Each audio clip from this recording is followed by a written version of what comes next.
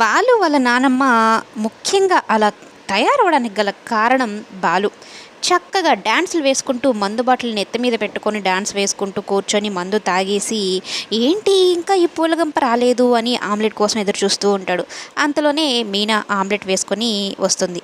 ఇంట్లో వాళ్ళందరికీ ఏం చెప్పావు అంటే, నా కోసమని చెప్పేలే అని అయితే చెప్పి ఇస్తూ ఉంటుంది.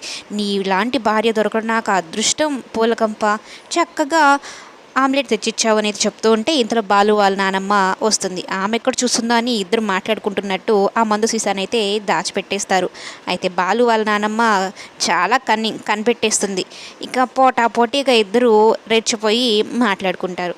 ఇక బాలు వాళ్ళ నానమ్మేమో, ఆ ఎందుకురా ఆ పాడుపడ్డ మందు తాగుతున్నావు, మీకు జరగాల్సిన కార్యం వాళ్ళెవరికో జరుగుతుంది, ముందు నీకయిందా పెళ్ళి వాళ్ళకయిందా అంటూ ఇక బాలుని కొడుతూ, ఏంటో ఈ మందుకున్న గొప్ప అన్నట్టు ఆ బాటిల్ తీసుకొని తాగేస్తుంది. ఇంకా ఏముంది, తాగినప్పటి నుంచి వీరంగం సృష్టించేస్తుంది.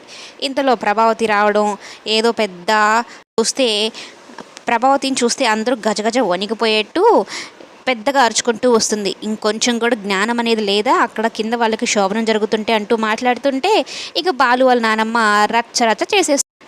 దెబ్బతో నోరు మూసుకొని మాట ఎత్తితే కొట్టేలా ఉంది ఈవిడ అనుకొని మౌనంగా బాలు వాళ్ళ నానమ్మ చెప్పినట్టు ఆటలాడు